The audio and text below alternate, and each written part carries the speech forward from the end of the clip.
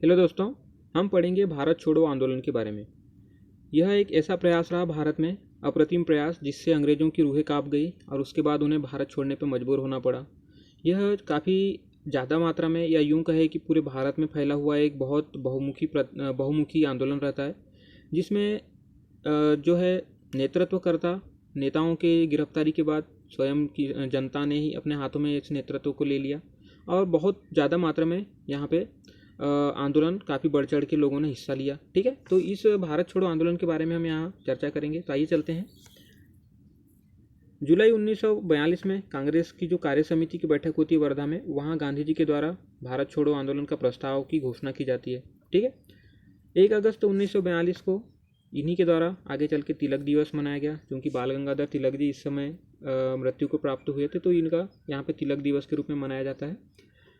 और सबसे प्रमुख 7 अगस्त 1942 को कांग्रेस की बैठक होती है बम्बई में, बम्बई के ग्वालियर टैंक वाले क्षेत्र में। ठीक है, तो यहाँ पे 8 अगस्त 1942 को जो भारत छोड़ो आंदोलन का प्रस्ताव होता है वो पारित हो जाता है।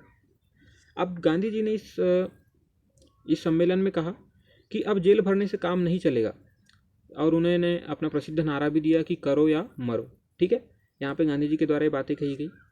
सरकार ने चूंकि इनके अधिवेशन में पारित भारत छोड़ो आंदोलन की व्यापकता के मद्देनज़र ऑपरेशन जीरो आवर चलाया और सभी प्रमुख नेताओं को आंदोलन के पहले ही यहाँ पे जेल में डालना शुरू कर दिया।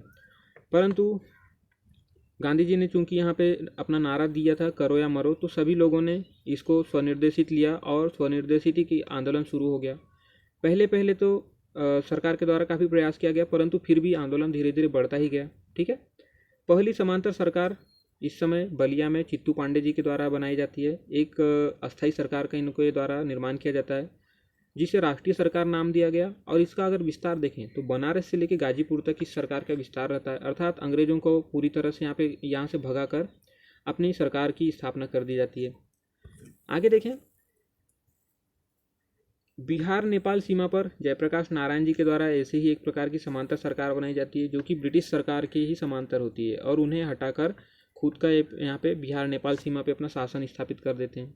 मुस्लिम लीग, हिंदू महासभा और अकाली दल, ये ऐसे संगठन रहते हैं जो कि इस आंदोलन से दूर रहते हैं, इसमें भाग नहीं लेते हैं। ठीक है, आंदोलन धीरे धीरे काफ़ी मात्रा में बढ़ा, काफ़ी लोग सत्याग्रही मारे भी गए और अंग्रेज़ों की भी बहुत हानि होती है।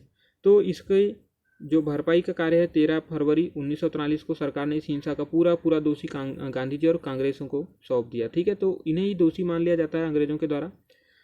9 मई 1944 को गांधी जी रिहा हो जाते हैं, चूँकि इन्हें पहले आंदोलन के पहले ही यहाँ पे आगा खां पैलेस में इन्हें नज़रबंद कर दिया जाता है।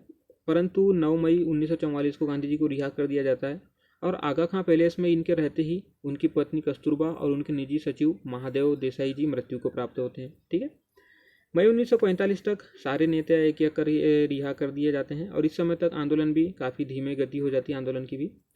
25 जून 1945 को शिमला सम्मेलन बुलाया जाता है वायसराय के द्वारा, जिसमें कांग्रेस और मुस्लिम लीग जो है यहाँ पे सांप्रदायिक मतभेद उभर के आ जाता है, और यहाँ पे इसका कोई परिणाम नहीं निकल पाता। ठीक है दोस्तों, हमने पढ़ा भारत छोड़ो आंदोलन के बारे में। तो ठीक है दोस्तों, अगर आपको जानकारी पसंद आती है तो इसे शेयर कीजिए। धन्यवाद।